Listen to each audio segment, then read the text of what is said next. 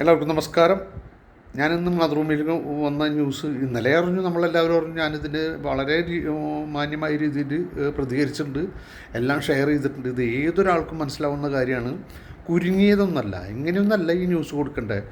ജാതിപരമായിട്ടും മാനസികമായിട്ട് പീഡിപ്പിച്ച ആ കുട്ടീനെ കൊല ചെയ്ത മാതിരി ഇത് തന്നെ പറയണം. കൊല ചെയ്ത മാതിരിയാണ് ഇത് ശരിക്കും സംഭവിച്ചിട്ടുള്ളത്. അല്ലാണ്ട് ഇത് ഒരു ആത്മഹത്യയായിട്ട് കാണാൻ പാടില്ല.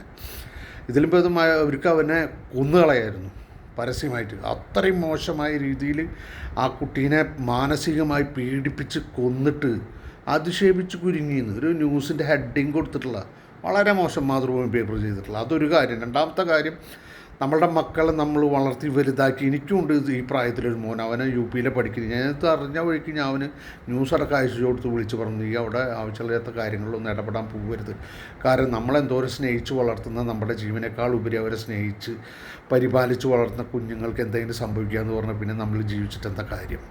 കാരണം ഇത് ഇന്നലെയും തുടങ്ങിയതല്ല, ഇത് നോർത്ത് ഇന്ത്യയിൽ ധാരാളമായിട്ടുണ്ട്. ഞാൻ അവനെ UP ചേർത്താൻ പോകുമ്പോൾ ഞങ്ങൾ അവിടുത്തെ ഒരു രീതി കണ്ടപ്പോൾ തന്നെ എനിക്ക് മനസ്സിലായി. പാവപ്പെട്ടവനും ജാതിപരമായി താന്നും. കേരളമൊക്കെ അത് 100 മാർക്കിൽ വളരെ മുന്നിലാണ്. നമ്മുടെ അവിടെ നിന്ന് ഇങ്ങനൊരു സംഭവമില്ല ശരിക്കും. ബംഗാളികളും പുറത്തുനിന്നുള്ളവർ വരുന്നത് പറയുന്നത് വെച്ചാൽ കേരളം ഒരു സ്വർഗ്ഗമെന്ന് അവർ പറഞ്ഞു. എന്താ കാരണം വെച്ചാൽ ജാതിപരമായിട്ടോ വേറെ അങ്ങനെയുള്ള ഒരു പ്രശ്നങ്ങളും ഇവിടെ നമ്മുടെ വിദ്യാഭ്യാസപരമായിട്ട് നമ്മൾ ഉയർന്നു നിൽക്കണം.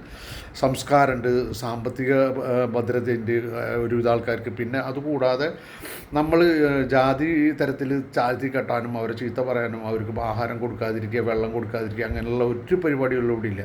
കറുത്തു എന്ന് പറഞ്ഞാൽ തന്നെ, ഈവൻ ഞാൻ വെളുത്ത ഒരാളാണ്. എൻ്റെ മകൻ രണ്ടാമത്തെ മകൻ കുറച്ച് നിറമുള്ളത് കൊണ്ട് ഒരു പരിധി വരെ ഹൈറ്റും പേഴ്സണാലിറ്റിയും ഒക്കെ ഉണ്ട്. അതുകൊണ്ട് ഒരു പരിധി വരെ നല്ലതാണ്. അവർക്ക് നിറം കറുത്തു എന്ന് പറയുമ്പോൾ തന്നെ അവർക്ക് മാറും, അവരെ ഭാഷ മാറും.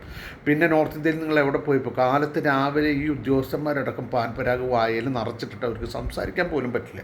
ഈവൻ ഞാൻ അവൻ്റെ കോളേജിൽ നിഫ്റ്റിൽ പോയപ്പോൾ അവിടുത്തെ ഉദ്യോഗസ്ഥന്മാർ നമുക്ക് റൂം കാണിച്ചു തരാൻ ഇതിനൊക്കെ കൊണ്ടുപോകുന്നവരടക്കം പാൻപരാഗ് തിന്നുകൊണ്ടിരിക്കുക. 24 hours അവർ ഇതിൻ്റെ അടിമയായിട്ടും. പിന്നെ ഒരു സംസ്കാരവും ഇല്ല. വളരെ ഒരു 5% ആൾക്കാർക്ക് 10% ആൾക്കാർക്ക് വിദ്യാഭ്യാസം, സാമ്പത്തിക ഭദ്രത, അങ്ങനെയുള്ള ആൾക്കാർ താഴ്ന്നവനെ താഴ്ന്ന രീതിയിൽ കാണാനും വളരെ നികൃഷ്ടജീവിയെ പോലെ കാണാനുള്ള ഒരു മനോഭാവം അവിടെ ധാരാളമുണ്ട്. അതുകൊണ്ട് ഈ റാം എന്ന് പറഞ്ഞ ഈ അധ്യാപകനല്ല ഒരാൾക്കും ഇതിൽ എക്സ്ക്യൂസ് കൊടുക്കരുത്. മാക്സിമം ശിക്ഷ മേടിച്ചു കൊടുക്കണം. കാരണം ഇനി ഇത് ആവർത്തിക്കാൻ പാടില്ല. ഞാൻ പറഞ്ഞു, ഇത് വളരെ മോശമായൊരു മനോഭാവമാണ്. നമ്മൾക്കൊരു അടി കിട്ടിയാൽ അത് വേദന മാറും, പക്ഷെ മാനസികമായി നമ്മളെ പീഡിപ്പിക്കുക എന്ന് പറഞ്ഞാൽ നമ്മൾ അപ്സെറ്റ് ആവും. ഏതൊരാളായാലും. ഈ കൊച്ചുകുട്ടി, ഈ 20-21 വയസ്സായ മോൻ എന്തോരം പ്രതീക്ഷകളോട് അവിടെ പോയതാണ്. അപ്പോൾ ഇങ്ങനെ ഉണ്ടാവാതിരിക്കട്ടെ. എല്ലാവരും ഇതിൽ ശ്രദ്ധിക്കണം, പ്രതികരിക്കണം.